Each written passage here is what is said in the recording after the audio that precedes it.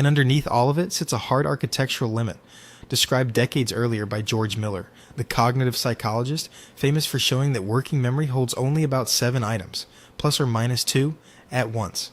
An open task doesn't just linger emotionally, it occupies one of those precious slots whether you want it to or not, competing for the same limited bandwidth you need for everything else. 6 unchecked snares is a real cognitive load on a hunter with a small working memory to spare.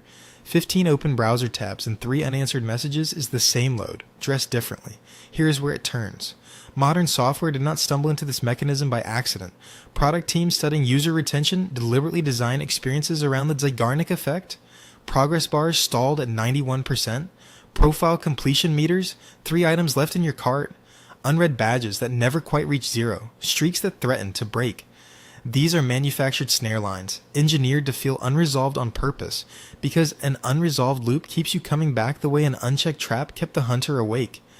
You are not managing a handful of real, survival-relevant threads anymore. You are managing dozens of synthetic ones, built by people paid specifically to make sure they never fully close. None of this means you are careless or undisciplined or bad at finishing things.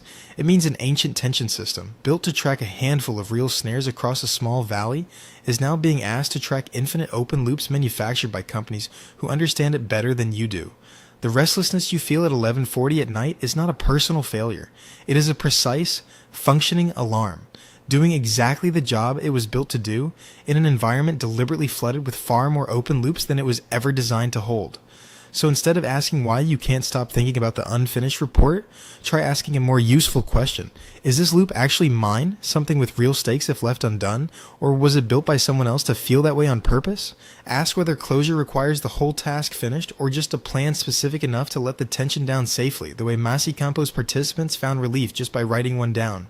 It is 11:40 at night. You are lying in bed, the ceiling fan turning slowly overhead, and down the hall a half-written report still glows faintly on a dark screen.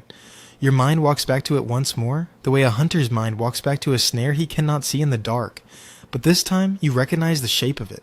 Not a flaw in you, just an old and faithful system, still counting traps in a valley that no longer exists.